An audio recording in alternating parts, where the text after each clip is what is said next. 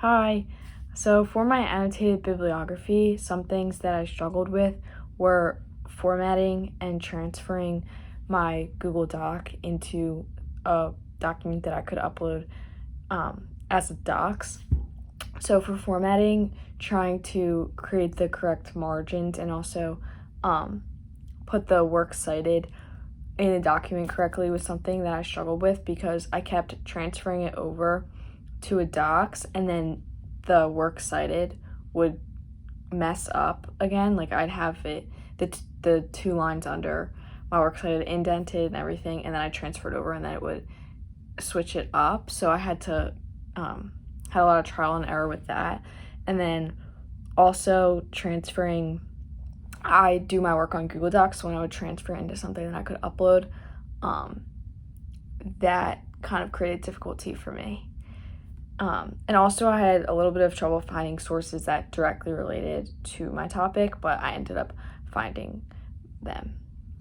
Some things that I'm proud of in my project are the organization of the way that I organized my summaries under each source. So it took me a little bit in the beginning, but I soon figured out that since all three of my sources actually were about studies that were done, that I would organize the sources based on the first paragraph being about the study, the second paragraph being information in which the study is about, and then the third paragraph being results, and then the fourth kind of wrapping it up with a conclusion. So I thought that the way, even though that for 2 out of the 3, that wasn't really the way that the source had it organized, I thought since I was able to pick up on how I could do it, I was kind of proud of that.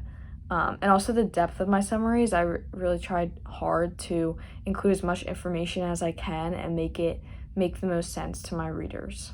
And also time management. I was proud of how I handled doing amount of work each day so that it wasn't all saved until when it was due at the end, or like at the end of the day. Like I woke up early and did it for most of the days, and then waited and did my other activities throughout the day, and then I sat down and corrected and edited like the final thing before I turned it in. Something that I could improve on is definitely differentiating the way that I organize. So I know that I did the same format of organization for all three of my sources, but in the future what I could do is expand and not do the same format for each, or find a different way to summarize the source. So for future courses that I take, something that I could take from all of the work that I did for the major project number 1 is definitely time managing, waking up early, doing the work, and then having time to proof it later, and definitely reading and rereading and trying to make it better, making sure my work fits all of the requirements.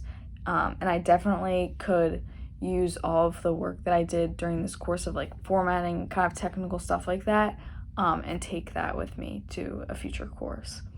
And something that I could do for major project number 2 that I learned from this would be definitely to, since we're going to be looking a lot at the authors and their point of view and the way that they write, I think that I could definitely use the way that we analyzed the sources this time and bring that over to major project number 2. So reading the source start to finish, making sure you understand everything that the author is saying in the source. So I think that will be useful to me in this next week.